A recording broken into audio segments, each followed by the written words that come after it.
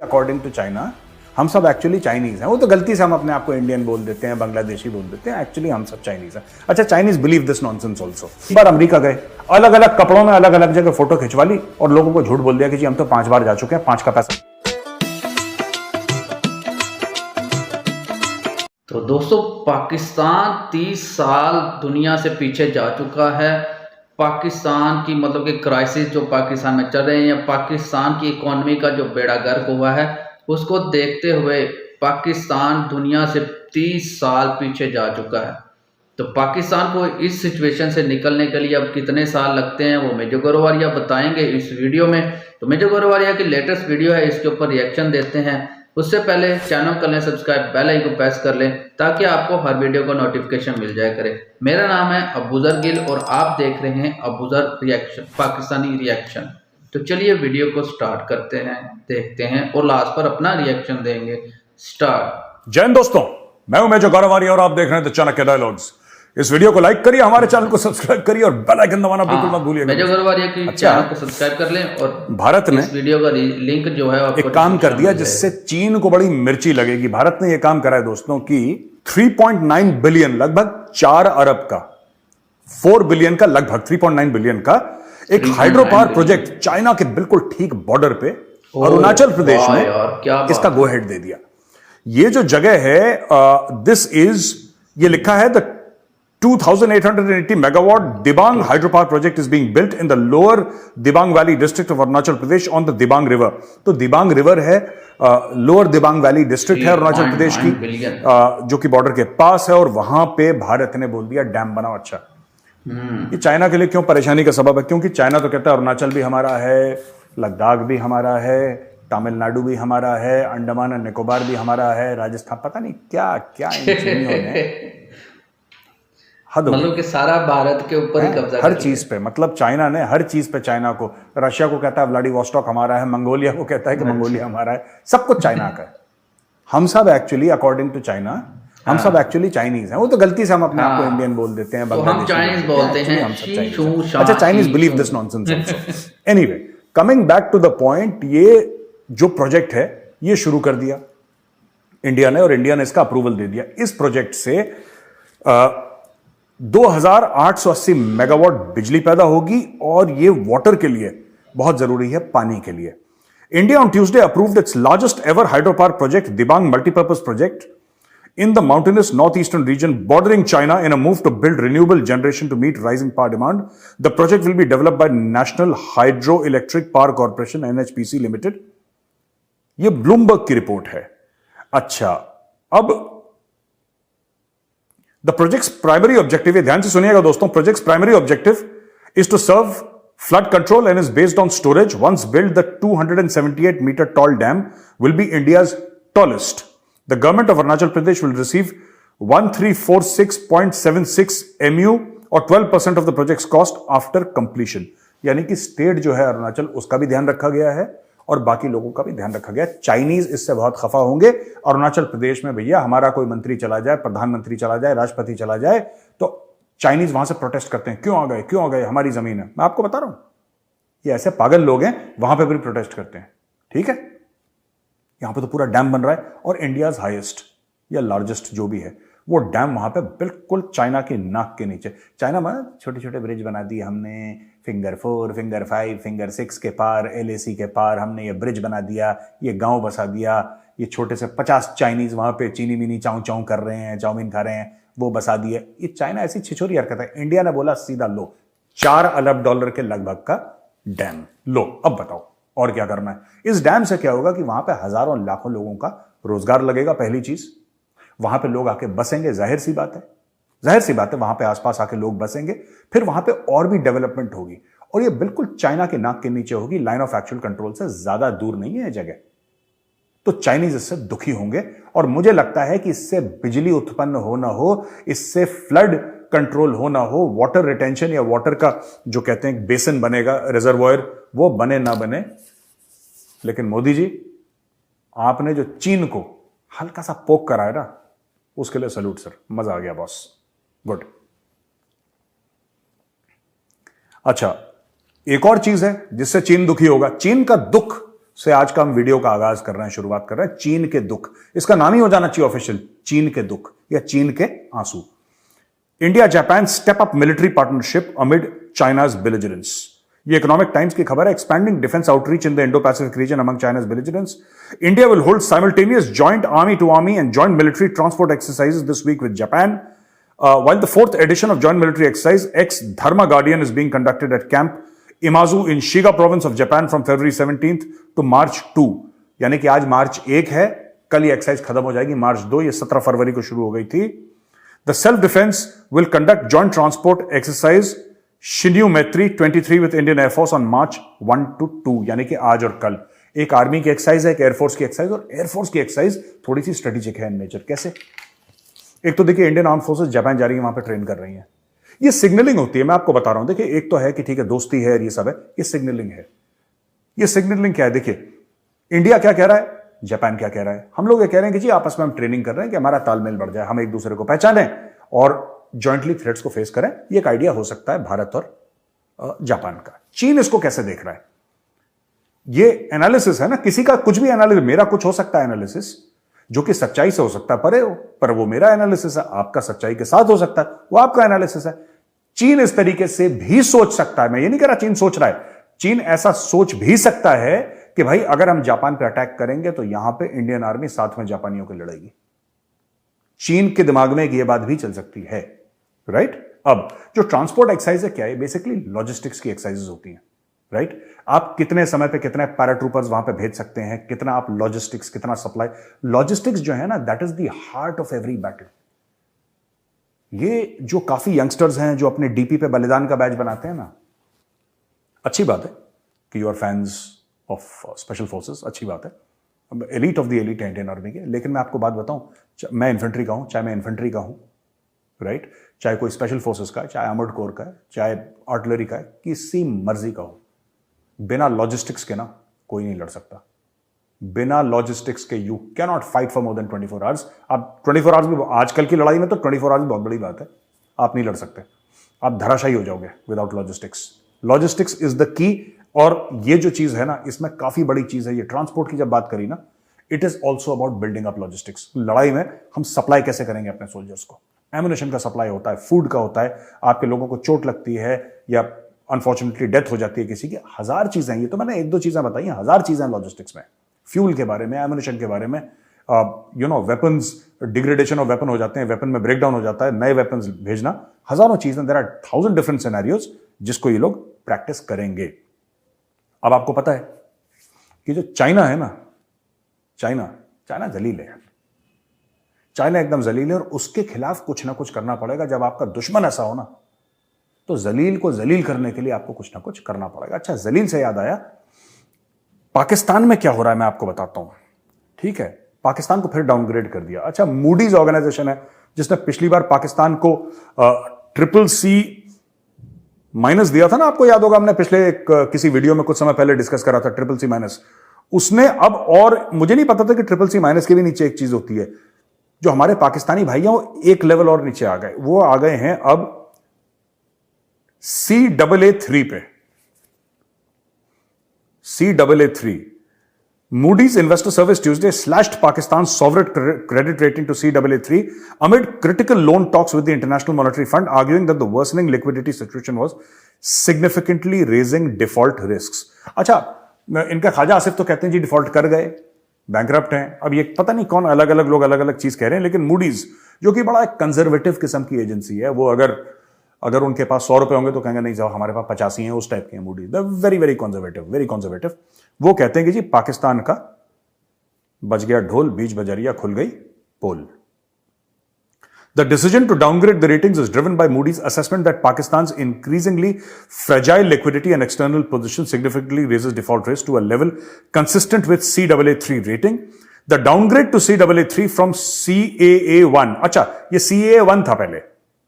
Rating also applies to the backed foreign currency unsecured rating for the Pakistan Global Sukuk Program Company Limited. The associate payment obligations are in Moody's view direct obligations of the government of Pakistan. अच्छा जी, basically अगर मैं आपको शुद्ध हिंदी में समझाऊं तो पाकिस्तान ने जो कमिटमेंट्स करे हैं बॉन्ड देके, सुकूक बॉन्ड देके या कुछ भी देके, पाकिस्तान के पास वो पैसा नहीं है कि उन बॉन्ड्स का, जब वो बॉन्ड्स जो है वो फ्रुक्टिफाई करेंगे या वो जिसको हिंदी में कहते हैं ना भुनेंगे जब वो, ठीक है, तो भुनने के बाद उनका क्या होगा, ये पाकिस्तान के पास अब इतना मादा नहीं रहा है। ऑलराइट, अब हम आ जाते हैं, ये एक बड़ी इंटरेस्टिंग चीज है, पाकिस्तान से खबर आई है कि 70 मिलियन के 7 crore foreign trips cost kitty about 70 million last year. Only days after Prime Minister Shehbaz Sharif announced a national austerity plan amid a severe financial crisis, the National Assembly was informed on Monday about the exorbitant expenditure on foreign junkets of cabinet ministers and the purchase of protocol vehicles during the government's first 9 months in power. In response to question asked by Ghaus Baksh Mahar of the Grand Democratic Alliance, the lower house was informed that rupees 63.71 million was spent on foreign visits of 23 members of the foreign during the first 9 months of the coalition. Acha. Oh ho ho. और जो इमरान खान का था, इमरान खान का 6.26 था, ठीक है, 6.26 million. तो इमरान खान तो बहुत कम गया, इमरान खान से 10 गुना ज्यादा चले गए। The data shows that foreign visits of the 7 members of the previous cabinet under mister Khan had cost the national, तो इमरान खान तकरीबन 4.25 साल रहा, 4.25 साल में इमरान खान ने करे 6.26 million Pakistani rupees, 6.26 million Pakistani rupees. Shahbaz Sharif के बंदों ने कर दिए हैं 70 मिलियन पिछले 1 साल में। अच्छा, 1 साल इसका भाई का खत्म नहीं हुआ अभी, इसने 10-11 महीने में इतने पैसे निपटा दिए। अच्छा, मैं 2-3 बातें बताना चाहता हूं ना। इमरान खान ने बताया कि भाई मैं विदेश गया था, मैं वहां से ये करके लाया हूं, ये नहीं बताया इमरान खान ने। अच्छा, मुझे एक बात समझ में नहीं आती, ये पैसा खर्च कर देते हैं, इनके पास है भी नहीं, पहली चीज ये मांगे तांगे का पैसा है, ये पैसा खर्च कर देते हैं, फिर लोगों को बताना ठीक नहीं समझते कि भाई साहब हम वहां पे गए थे, हम ये काम करके लाए, इतने पैसे। एक अकाउंटिंग होती है ना, जैसे कि there is a statement by the ministry of external affairs in India कि डॉक्टर जयशंकर वहां पे गए, वहां पे ये डील साइन करी, इतने रुपए की डील साइन हुई, ये XYZ हुआ, और जो भी एक्सपेंडिचर होता है मिनिस्ट्री ऑफ फॉरेन अफेयर्स का, वो पुटअप करा जाता है पार्लियामेंट में, जी हमारा इतना खर्चा हो गया, राइट, जो भी उनका पीरियोडिसिटी होती होगी, जो भी पार्लियामेंट में अग्रीड होता। यहां पे कुछ, यहां पे पता है खर्चा क्या हो गया है, ये तो पार्लियामेंट में बता दिया उन लोगों ने, ये खर्चा क्यों हुआ है किसी ने नहीं बताया। मुझे तो ये डाउट होता है कि ऐसा तो नहीं कि एक बार अमेरिका जाते हैं, मैं ये पाकिस्तान में पॉसिबल है, मैं ये नहीं कह रहा ऐसा हुआ है, बट मैं ऐसा पॉसिबल मानता हूं पाकिस्तान में, क्योंकि इतने बड़े फ्रॉड है वहां पे कि एक बार अमेरिका गए, अलग अलग कपड़ों में अलग अलग जगह फोटो खिंचवा ली और लोगों को झूठ बोल दिया कि जी हम तो 5 बार जा चुके हैं, 5 का पैसा क्लेम कर लिया।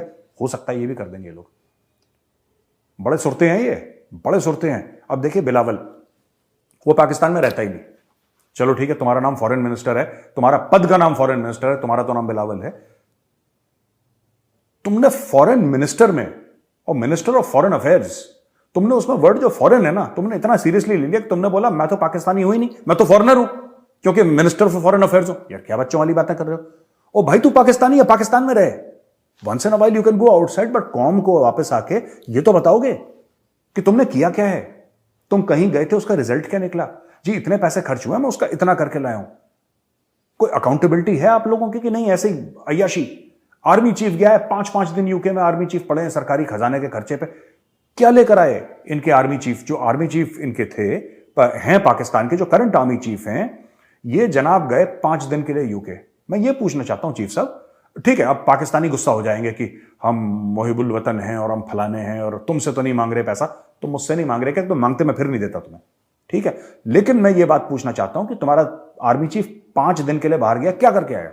मैं बता रहा हूं क्या करके, ये अपना लंदन में बंगला सेट करके आया होगा, अपनी प्रॉपर्टी सेट करके आया होगा, ठीक है। मैं आपको आज बता रहा हूं कि ये जब रिटायर होगा पता लगेगा इसका लंदन या दुबई में बंगला था।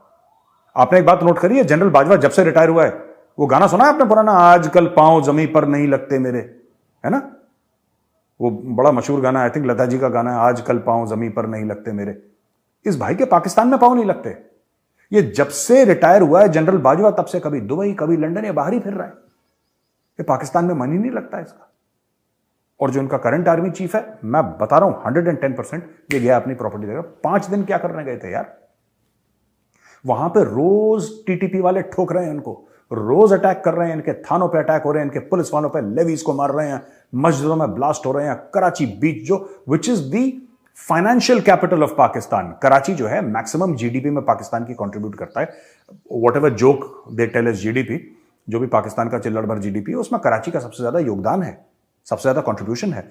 उस कराची के बीचों बीच उसके दिल में पुलिस हेडक्वार्टर्स में अटैक होता है और किसी को कोई फर्क नहीं पड़ रहा, सब बाहर घूम रहे हैं यार, इट्स ऑल, सब ठीक है, बढ़िया है, फर्स्ट क्लास है, घर की बात है यार, कोई दिक्कत नहीं, चलो। अच्छा क्या हुआ, मस्जिद पे अटैक हो गया, कितने लोग मरे, 100 लोग। ये तो बहुत बुरा हुआ यार। चल भाई लंदन में बैठेंगे आराम से, बियर पिएंगे, सोचेंगे क्या कर सकते हैं पाकिस्तान के बारे में। ये इनका एटीट्यूड है। मैं तो इनको यार, मैं एक बात बताता हूं आपको ना, कई लोग मुझसे बोलते हैं कि आप इतना क्यों पाकिस्तान को रोज रोज बैठ के वीडियोस बना के क्रिटिसाइज करते हैं। मैं आज आपको एक दिल की बात बताना चाहता हूं, without trying to criticise Pakistan और ट्राइंग टू बी सरकास्टिक। अगर किसी मुल्क में कैपेबिलिटी ना हो तो समझ में आता है, अगर किसी मुल्क में औकात ना हो तो समझ में आता है यार ये परफॉर्म नहीं कर पा रहे, औकात ही नहीं है इनकी। पाकिस्तान ने खुद के जिस्म पे इतने चाकू मार रखे हैं, इनकी कैपेबिलिटी है, ये फिर काम नहीं करते, मेरी ये शिकायत है। इसलिए मुझे बुरा लगता है, इनमें कैपेबिलिटी है। मैं खुद पाकिस्तानियों से मिल चुका हूं सिंगापुर में, मैं मॉस्को में मिल चुका हूं पाकिस्तानियों से। I have met Pakistanis in I have met them in Indonesia, I met them in London, and some of them are really very bright, some of them are really bright. और एक बात, एक डिबेट पे ना, अर्नब की डिबेट में सुशांत ने बोली थी कि पाकिस्तान में ना it is not a failure of government. बड़ी खूबसूरत बात सुशांत सरीन ने बोली थी। जाने माने रिस्पेक्टेड एनालिस्ट हैं जियो स्ट्रेटेजी के, जियो पॉलिटिक्स के और डिफेंस के। सुशांत सरीन ने अर्नब गोस्वामी की डिबेट पे बोली थी, उस डिबेट में मैं भी था, एंड मैंने ट्वीट भी करा था ये। He said about Pakistan, it is not failure of the government, is failure of the state. इन्होंने आपसी लड़ाई, आपसी रंजिश के चलते ना अपने मुल्क को फेल करवा दिया। गवर्नमेंट तो फेल होती रहती है यार, क्या इंडिया की पास्ट में गवर्नमेंट्स फेल नहीं हुई हैं? क्या अमेरिका की गवर्नमेंट फेल नहीं हुई है? क्या रशिया की, चाइना की गवर्नमेंट्स फेल नहीं होती? हर जगह गवर्नमेंट्स फेल होती हैं, स्टेट फेल नहीं होता। पाकिस्तान में स्टेट फेल हो गया, और ये खुद का करवाया। ये किसी यहूदी या किसी हिंदू या किसी ईसाई की साजिश नहीं है, ये भाई सफिशिएंट है। यही सोचता हूं तो फिर मुझे गुस्सा आता है इनको देख के, इनकी कारकर्दगियों को देख के। ठीक है जी।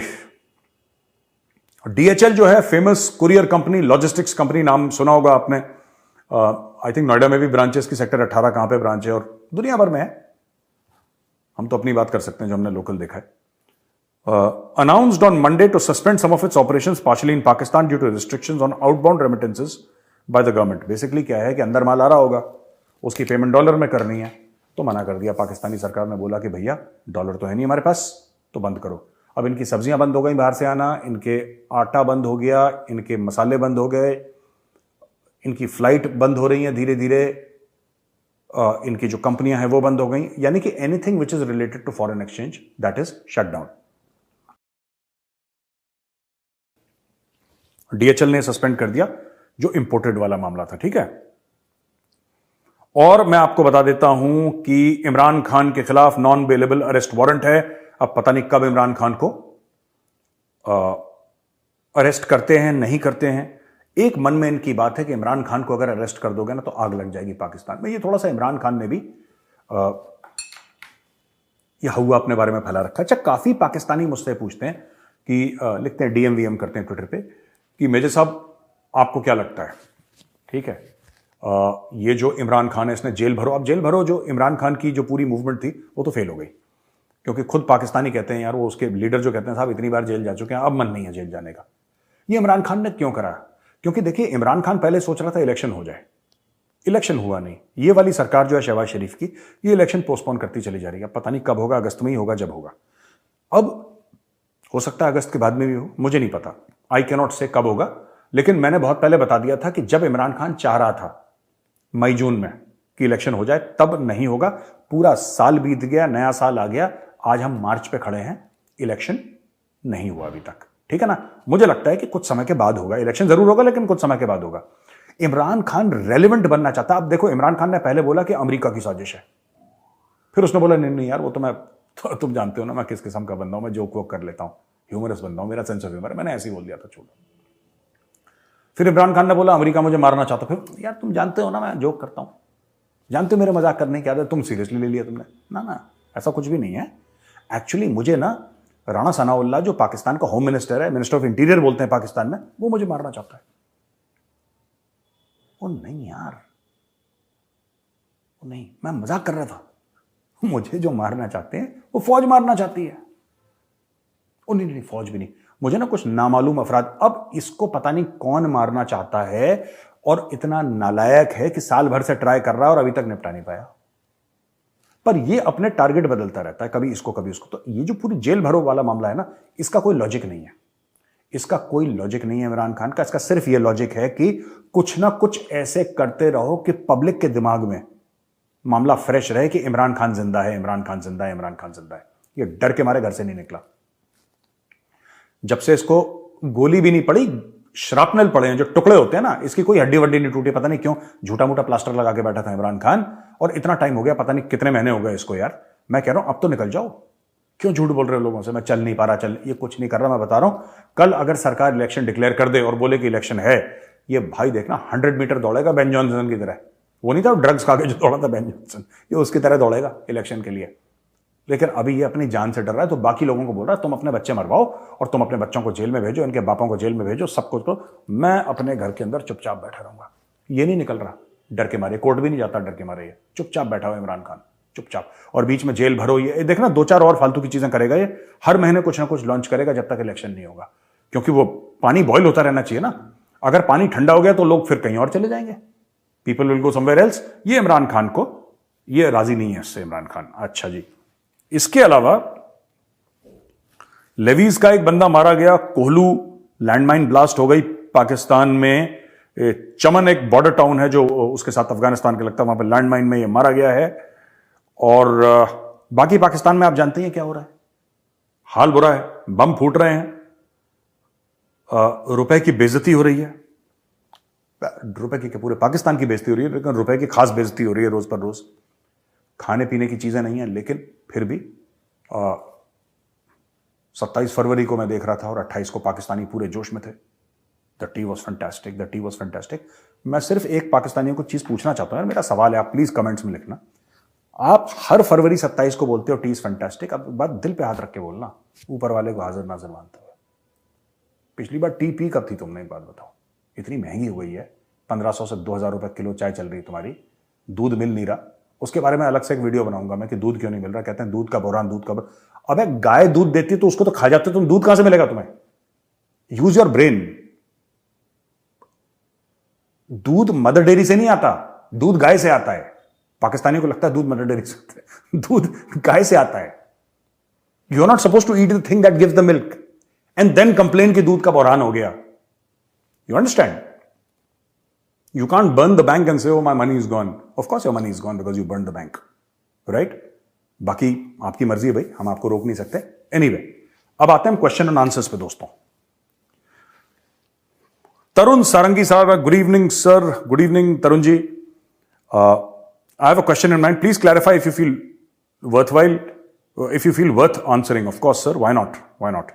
I'm sure we'll get back POK in the near future, but after integrating POK in India, whether security issues in J&K will escalate as some radical elements of Pakistan will be part of India then. Tarun ji, बहुत देखिए, ये POK, ये वाला जो सवाल है ना, ये बहुत पर्टिनेंट आपका सवाल है। POK का जनरली मैं सवाल नहीं लेता, क्योंकि हर समय लोग POK के ही बोलते हैं, कब होगा कब होगा। देखिए, मुझे तो नहीं पता कब होगा, सरकार जानती है। Fact of the matter is, अगर आप पाकिस्तान ऑक्यूपाइड कश्मीर वापस लेते हैं, और जब भी आप उसको वापस लेंगे, वापस से मेरा मतलब है जब भी, इन द सेंस कि whatever timeline the government has in mind, which I am not obviously privy to, या Gilgit Baltistan, obviously radical elements India में आएंगे। तो जब भी हम कहते हैं ना कि एक अस्पताल है जहां पे ऑपरेशन होना है, किसी भी हमारे घर के किसी सदस्य का, किसी के दोस्त का हो सकता है, तो हम दो चीजें देखते हैं। एक तो डॉक्टर बढ़िया कौन सा जो ऑपरेशन करेगा, और जो कुछ लोग हैं जिनमें थोड़ी सी सेंस होती है ना, वो देखते हैं पोस्ट ऑपरेटिव केयर कौन से अस्पताल में अच्छी होती है, यानी कि ऑपरेशन के बाद उस पेशेंट का ध्यान कहां पे अच्छी तरीके से रखा जाता है, क्या वो फैसिलिटीज हैं उनके पास। राइट? तो कहने की बात यह है कि आपका जो डर है वो मेरा भी डर है, और मैं ये बात समझता हूं, आई अग्री विथ यू, कि इतने ज्यादा दैट इट्स लाइक सेइंग कि एक कुआं है जो हम कहते हैं हमें चाहिए, वो हमारा कुआं है। अब आपने कुआं ले लिया, लेकिन उसमें पानी में जहर है, आप उस कुएं का क्या करोगे? आपने कुआं तो ले लिया, आपका एम कंप्लीट हो गया। तो ये हमें सोचना पड़ेगा कि उससे कैसे डील करना। कुआं चाहिए हमें, फिर भी हम ये नहीं कह रहे कि कुआं नहीं चाहिए, वो कुआं चाहिए। वो कुआं क्या है? वो है पीओके, वो है गिलगित बाल्टिस्तान। मैं कुएं का एक एग्जाम्पल दे रहा हूं, I am just giving an example, not that I mean कुआं, I am saying as an example कि ये चीज हमें देखनी पड़ेगी कि उस radicalised, highly radicalised population, highly radicalised, इनका बस ना चले तो बटन दबा के बूम, उस किस्म की काफी लोग हैं उस पॉपुलेशन में जो मानते हैं कि this world is a transit lounge. And I have spoken personally to so many Pakistanis, educated Pakistanis, who actually defend this, that this world is a transit lounge. भाई यहां पे आप बैठे हो, चाय कॉफी पी के बस ऊपर ही जाना है। अब ऐसे बंदे अगर आ जाएं तो फिर आप क्या ही संभाल लोगे उनको? तो देखना पड़ेगा। Rohit Bhatt, sir I am Kashmiri Hindu, I love to watch your video. Bhatt साहब बहुत बहुत शुक्रिया आपका, बहुत बहुत धन्यवाद। PSL, Pakistan Super League is going on and they posted a photo on big screen and posted with caption T is fantastic. देखो यार, बात ये है ना कि we should also say कि 93,000 on a big screen नहीं। देखिए मैंने क्या आपको बोला, रोहित भट्ट जी, आप ये कह रहे हैं कि उन्होंने PSL में ये बोला कि T is fantastic, उन्होंने ट्रोल करने की कोशिश करी, हमें भी कर। देखिए नहीं, देखिए वो छिछोरे हैं। आप एक बात समझिए, एक कोई कुछ लोग होते हैं अच्छे खानदान के, ठीक है, वो हम हैं, वो छिछोरे हैं, आप उनको करने दीजिए ना, उनको क्या प्रॉब्लम है आपको? वो टी इज फैंटास्टिक। देखिए उनके आर्मी चीफ की टांगें कांप रही थी। अयाज सादिक साहब हैं जिनका वीडियो हमने कल चलाया था, ठीक है। चलिए एक काम करिए, हम अयाज सादिक साहब का वीडियो दोबारा एक बार देख लेते हैं, ठीक है। ये देखिए क्या बोल रहे हैं। और अभिनंदन की क्या बात करते हैं।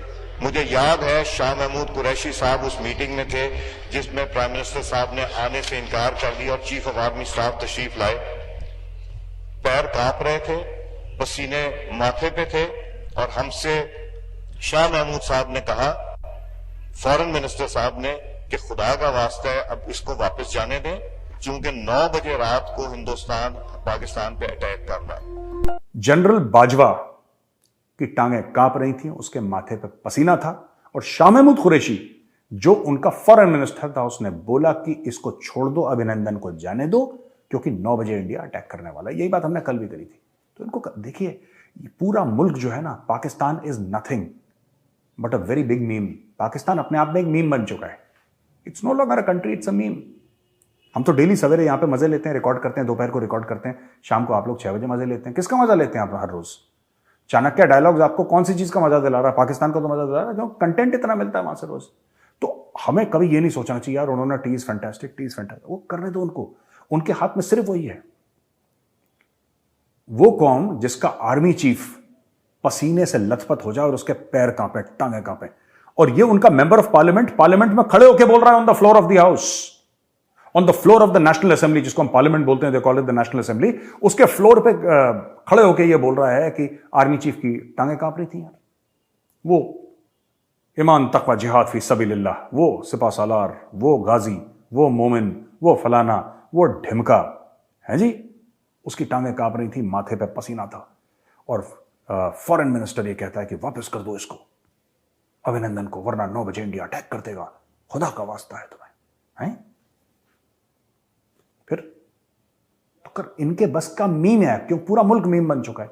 ये ट्विटर पे कर लेंगे, इनके और बस का कुछ नहीं है। मैं आपको छोटा सा एग्जांपल देता हूं, आप कश्मीरी पंडित हैं भट्ट साहब, तो मैं आपको एग्जांपल देता हूं। 370 से हटाया इंडिया ने, हटाया, अमित शाह जी गए पार्लियामेंट में, बोला आज से खत्म। पाकिस्तान ने क्या कर लिया?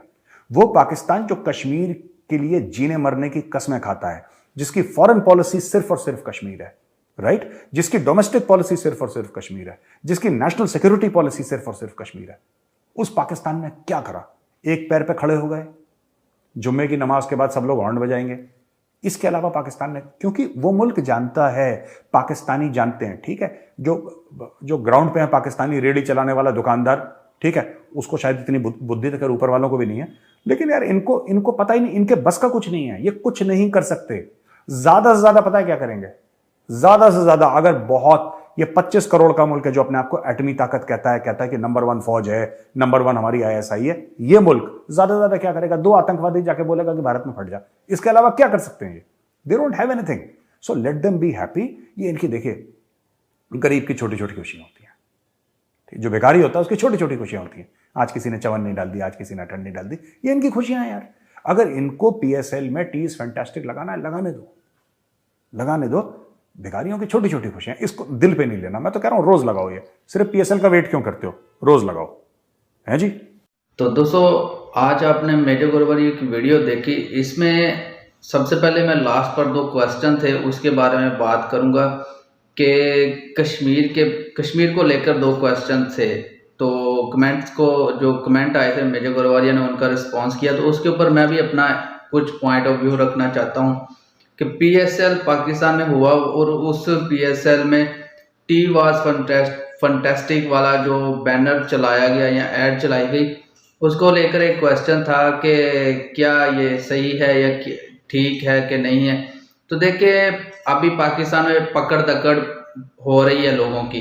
तो 27 जो फरवरी थी पिछले उस साल की, जितनी भी जो भी 2022 का या 21 का जो भी था, उसमें चले इंडिया और पाकिस्तान के दरमियान में इश्यूज क्रिएट हुए और इंडिया का जो है ना एक जहाज़ पाकिस्तान की आर्मी ने यहाँ गिरा दिया। तो वो पाकिस्तान में उनका पायलट जो है वो अभिनंदन, वो पाकिस्तान में आकर पाकिस्तान वाली साइड पे जो कश्मीर है वहाँ पर आकर गिर गया।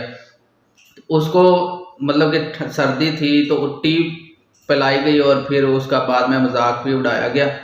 तो इसी 27 फरवरी को पाकिस्तान का रिटायर्ड आर्मी से रिटायर्ड ऑफिसर, मेजर जनरल के ओहदे से रिटायर, रैंक से रिटायर, उसको 27 फरवरी को पकड़ा और उसकी क्लिप्स, छोटी छोटी क्लिप्स जो है ना वायरल हो रही थी 27 फरवरी को। ये पाकिस्तान की वो हुकूमत है जिसने मतलब कि पिछले 3-4 जंगें जो इंडिया के साथ हुई, हारने के बावजूद पाकिस्तान के बच्चों को पढ़ाते रहे कि हमने 1965 की भी जंग जीत ली, 1971 की जंग भी जीत ली, 1998 की भी जंग जीत ली, तो 1999 या फिर 1998 शायद, तो ये तीनों जंग पाकिस्तान ने जीत ली। मतलब कि ये पाकिस्तान की गवर्नमेंट पाकिस्तान के बच्चों को पढ़ाती रही।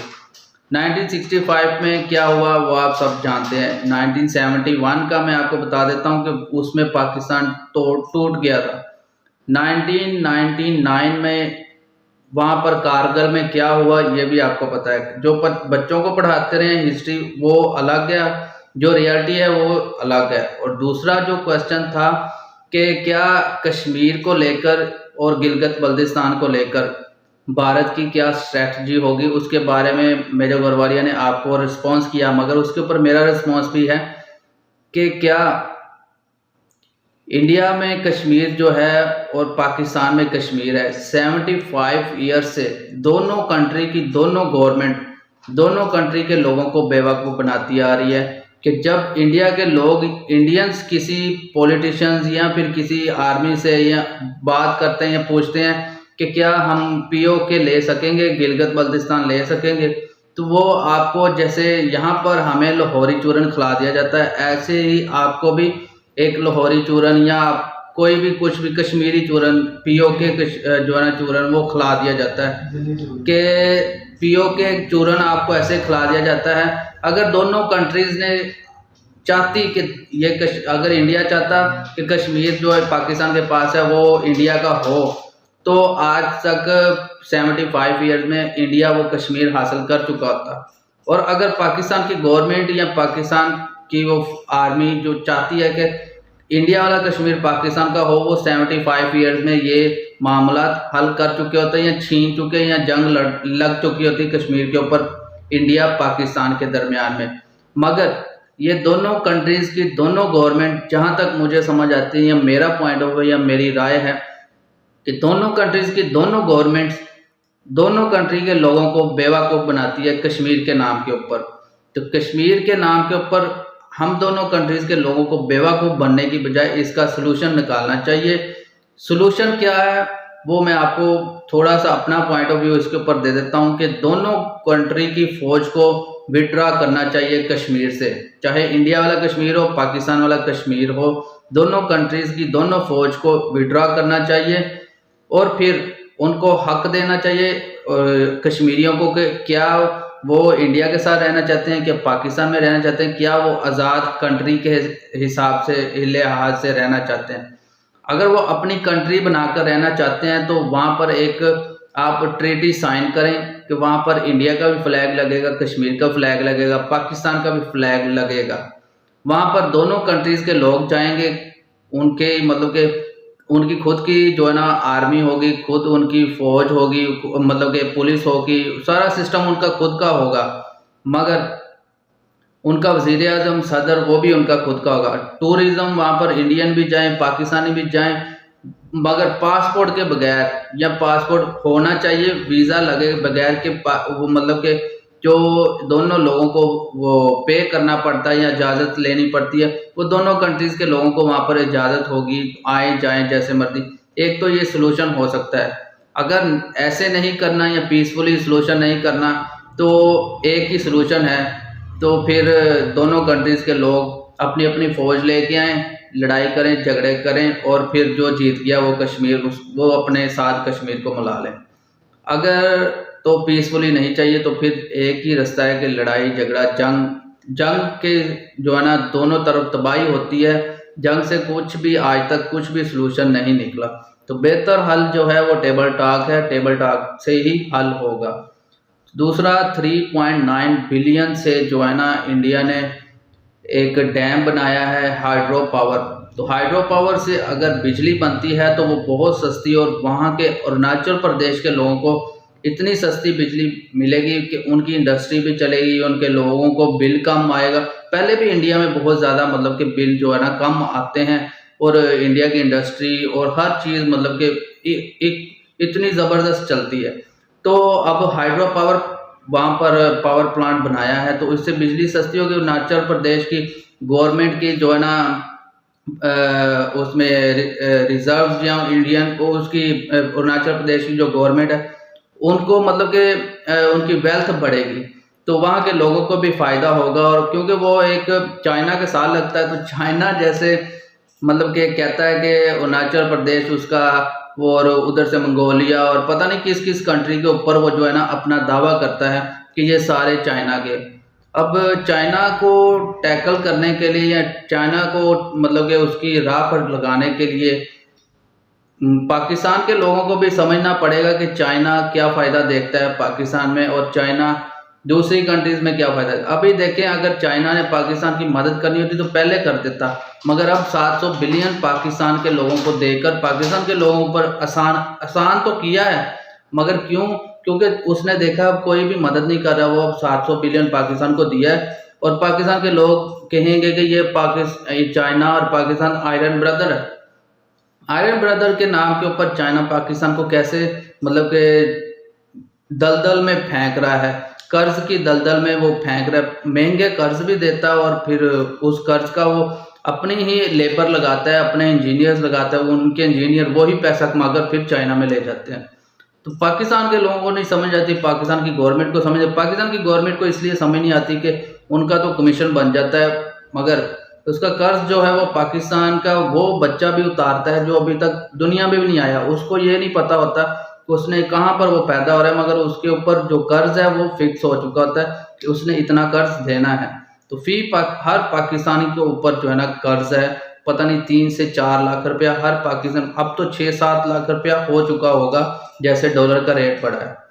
तो दूसरा मतलब कि ये पाकिस्तान के पॉलिटिशियन जब बाहर गए हैं या बाहर जाते हैं, इन लोगों ने देखे 70 मिलियन रुपीज़ जो है ना ये बाहर जाकर खर्च करें। ये जो करप्ट तरीन गवर्नमेंट, इन्होंने 10-11 मंथ का जो इनका टर्नओवर ये गुजर चुका है, इन्होंने 70 बिलियन रुपीज़ जो है ना जाकर वहाँ पर खर्च कर दिए हैं। इमरान खान ने 4 साल में अपने 6.26 मिलियन रुपीज़ जो है ना खर्चे थे।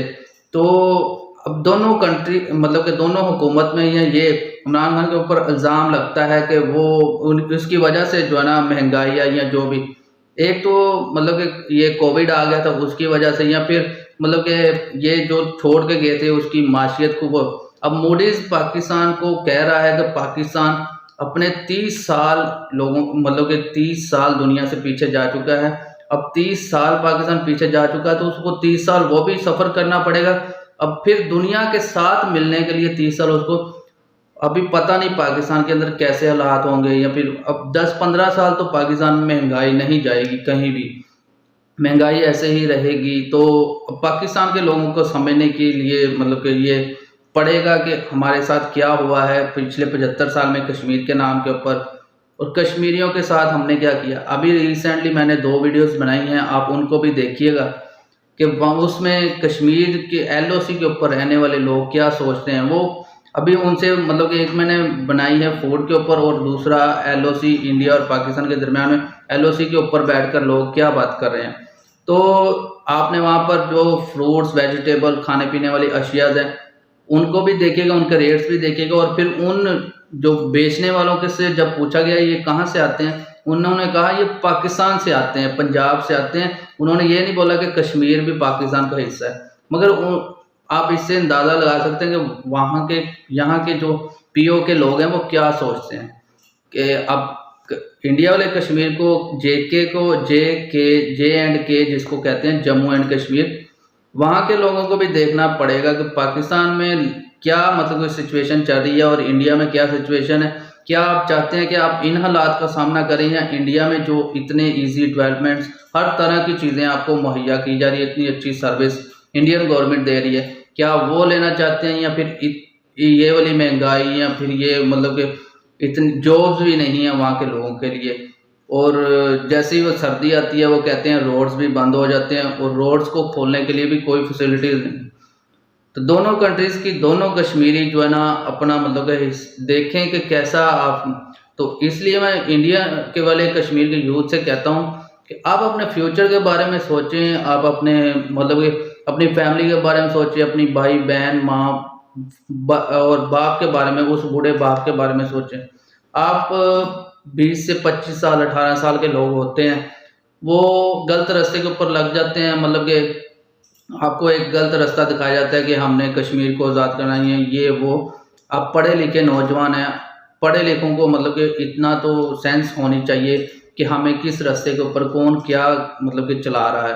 आपका सिर्फ फ़ायदा उठाया जाता है, वो लोग कश्मीर के नाम के ऊपर पैसा इकट्ठा करते हैं और अपने ही अकाउंट्स में, और फिर एंजॉय करते हैं, और आप लोगों को आपकी ज़िंदगियां जो है ना तबाह व बर्बाद हो जाती हैं। तो अपने माँ बाप, अपने बहन भाई, अपने फ्यूचर के बारे में सोचें। तो मज़ीद अगर वीडियो अच्छी लगे तो शेयर कर दें, चैनल को सब्सक्राइब कर लें, बेल आइकन को प्रेस कर लें ताकि आपको हर वीडियो का नोटिफिकेशन मिल जाया करे। इंस्टाग्राम का लिंक आपको डिस्क्रिप्शन में मिल जाएगा, वहाँ पर जाकर ज़रूर फॉलो कर लीजिएगा। और अगर आप चाहते हैं किसी वीडियो के ऊपर रिएक्शन तो वहाँ पर अपना लिंक शेयर कर दीजिएगा। तो मिलते हैं नेक्स्ट वीडियो में, तब तक के लिए सब अपना ख्याल रखें।